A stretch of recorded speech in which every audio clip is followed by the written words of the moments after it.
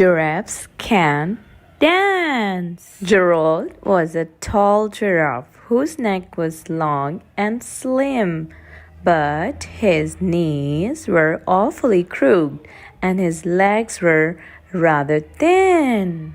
He was very good at standing still and munching shoots of trees. But when he tried to run around, he buckled at the knees. Now, everywhere in Africa, they hold a jungle dance where every single animal turns up to skip and prance.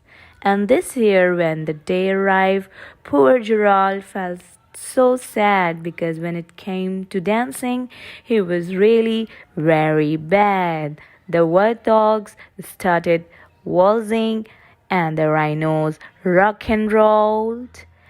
The lions danced a tango that was elegant and bold. The chimps all did a cha-cha with a very Latin feel, and 8 baboons then teamed up for a splendid Scottish reel. Gerald swallowed bravely as he walked toward the floor, but the lions saw him coming and they soon began to roar. "Hey, look at clumsy Gerald," the animals all sneered. "Giraffes can dance. You silly fool. Oh, Gerald, you are so weird." Gerald simply froze up. He was rooted to the spot.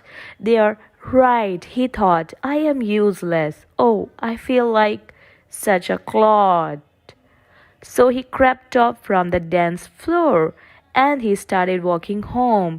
He would never felt so bad before, so sad and so alone. Then he found a little clearing and he looked up at the sky. "The moon can be so beautiful," he whispered with a sigh.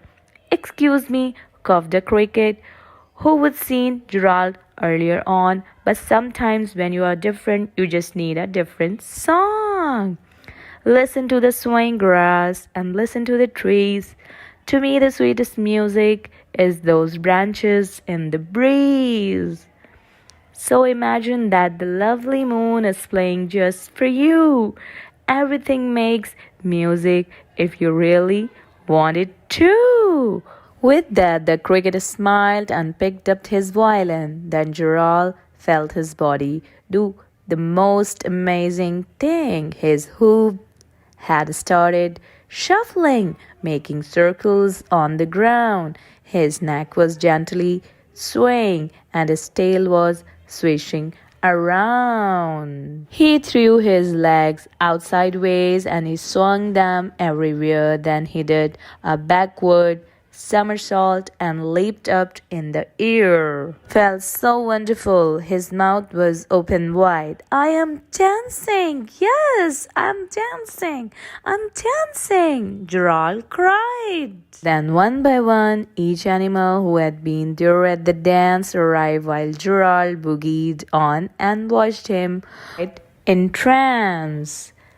They shouted, "It's a miracle. We must be in a dream. Gerald's the best dancer that we have ever seen. How did you learn to dance like that?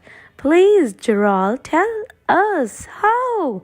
But Gerald simply twirled around and finished with a bow. Then he raised his head and looked up at the moon and the stars above. "We all can dance," he said, "when we find music that we love."